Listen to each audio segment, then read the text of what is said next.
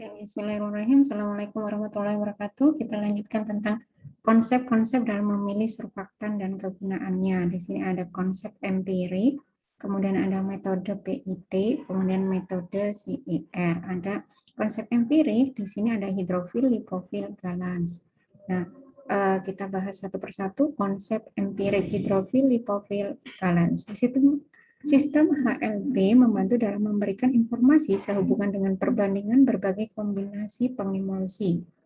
Jadi kombinasi pengemulsinya apa saja? Di situ ada hidrofil, kemudian lipofil. Tetapi sistem HLB tidak memberikan informasi mengenai pengemulsi spesifik atau jenis pengemulsi yang akan menghasilkan kestabilan emulsi paling tinggi. Jadi sangat bergantung dengan jenis atau variasi yang digunakan dalam menggabung antara hidrofil, ya, emulsi yang hidrofil dan lipofil ini dengan tanpa takaran tertentu. Jadi sampai didapatkan kestabilan berapakah jenis-jenis itu. Misalnya A dengan B tentu nanti akan beda dengan pengemulsi, gabungan pengemulsi. Misalnya A dengan B, A dengan C, A dengan D akan memberikan variasi yang berbeda-beda. Kemudian metode PIT ini adalah singkatan dari Phase Inversion Temperature, yaitu metode pemilihan surfaktan dengan memperhatikan pengaruh temperatur, dan metode ini melengkapi metode ALP. Menurut metode PIT, emulgator yang cocok untuk emulsi jenis oil water mempunyai PIT 20-600 lebih tinggi dari temperatur penyimpanan emulsi tersebut. Dan untuk jenis water oil disarankan menggunakan surfaktan yang mempunyai nilai PIT 10 hingga 400 lebih rendah dari temperatur penyimpanan emulsi.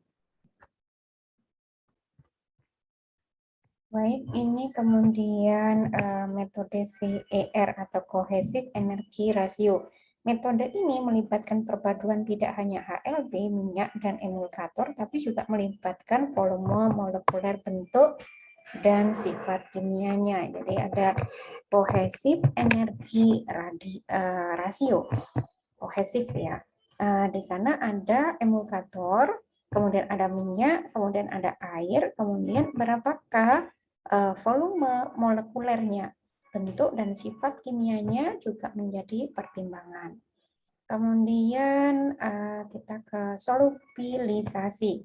Solubilisasi adalah pelarutan spontan substansi, ada zat padat, cair, atau gas oleh interaksi reversibel dengan misel surfaktan dalam pelarut untuk membentuk larutan yang isotrop stabil secara termodinamika dengan mengurangi aktivitas termodinamika material yang tersolubilisasi. Solubilisasi, solubel. Jadi di situ tentang pelarutan ya. Pelarutan dua fase yang tidak bercampur, sama-sama air, tetapi mempunyai tegangan permukaan tertentu yang kemudian harus melibatkan surfaktan untuk menggabungkannya sebagai emulsion atau koloid yang kemudian gabungan antara air dan minyak. Oke, lokasi solubilisasi ini ditentukan dengan beberapa metode seperti ada difraksi sinar X dilakukan terhadap surfaktan sebelum dan sesudah solubilisasi untuk menentukan perubahan dimensi misel. Spektroskopi UV dan NMR digunakan untuk menentukan perubahan lingkungan solubilisat sesudah solubilisasi. Jadi untuk mengetahui bagaimanakah hasilnya, hasil setelah ditambahkan emulsifier.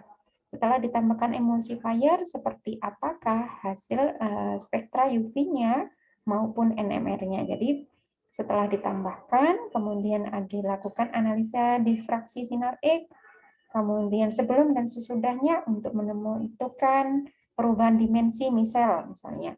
Kalau yang di sini untuk menentukan perubahan lingkungannya, apakah kalau misalnya spektroskopi UV ini berguna untuk apa ya kira-kira? Berarti apakah panjang gelombang maksimumnya misalnya mengalami perubahan atau tidak?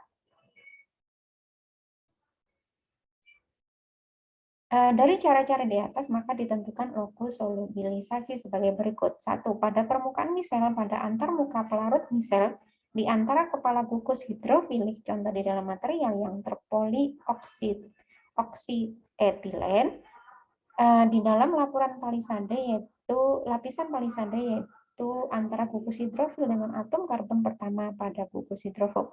Lebih dalam dari lapisan palisade di bagian dalam misel. Ini adalah lokus solubilisasi sebagai cara-cara yang harus dilakukan untuk menentukan lokus solubilisasi.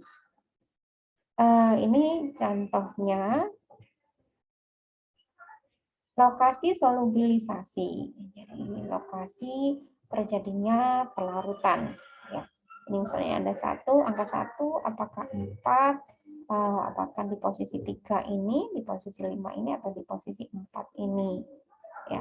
Ini posisi yang kedua dan seterusnya. Faktor-faktor yang menentukan tingkat solubilisasi yaitu adalah struktur surfaktan, struktur solubilisat efek aditif, struktur solubilisat, kemudian efek aditif organik, kemudian monomerik efek aditif organik, kemudian polimerik efek elektrolit, efek temperatur, misal anionik, kationionik, dan campuran. Aplikasi surfaktan untuk sintesis SMAC. SMAC ini singkatan dari surfaktan modified activated carbon, atau SMAC adalah karbon aktif yang telah dimodifikasi dengan surfaktan dan merupakan adsorben yang spesifik untuk kation atau anion. SMAC disintesis dari limbah pertanian. Limbah pertanian terlebih dulu dikarbonisasi, kemudian diaktifkan secara kimia menggunakan senyawa tertentu. Misalnya adalah asam fosfat, KOH, dan ZnCl2 sehingga menjadi karbon aktif.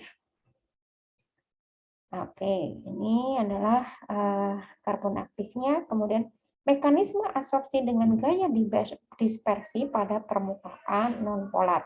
Surfaktan diabsorpsi oleh karbon aktif sehingga terbentuklah SMAC. SMAC yang dihasilkan kemudian digunakan sebagai adsorben untuk merecovery limbah logam seperti logam Pb, Ni, atau Gr. Proses sublasi. Metode sublasi adalah metode pemisahan yang didasarkan pada absorpsi selektif partikel pada gelembung gas. Oke, set alat sublasi ini. Oke. Diagram absorpsi gelembung. Ya, metode absorpsi gelembung, kemudian ada pemisahan buoy, kemudian pemisahan non buoy.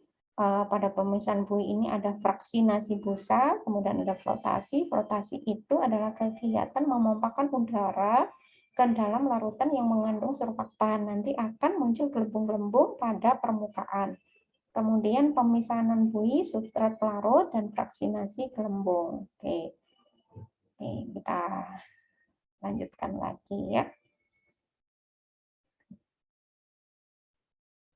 Proses sublasi dilakukan dengan membuat gelembung-gelembung yang dilewatkan melalui tabung yang berisi larutan surfaktan etil asetat yang berada pada lapisan atas karena berat jenis yang lebih kecil daripada air dan sifatnya yang semipolar. Gelembung-gelembung gas yang melewati sampel akan membawa surfaktan karena adanya absorpsi surfaktan pada antar muka gas, cair, dan akan membawa surfaktan ke atas sampai akhirnya pecah pada fase etil asetat dan surfaktan larut pada fase tersebut. Pemisahan surfaktan dilakukan dengan cara penguapan etil asetat sehingga didapat surfaktan sebagai residu.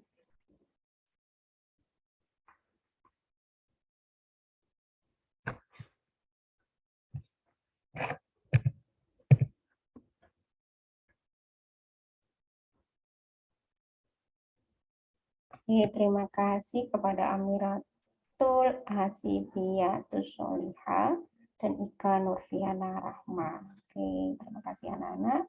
Dan buku PPT ini disarikan dari referensinya adalah buku Kimia Kulit dan Permukaan dengan pengarang Ibu Arneli dan Bu Yayu Astuti. Saya akhiri. Wassalamualaikum warahmatullahi wabarakatuh.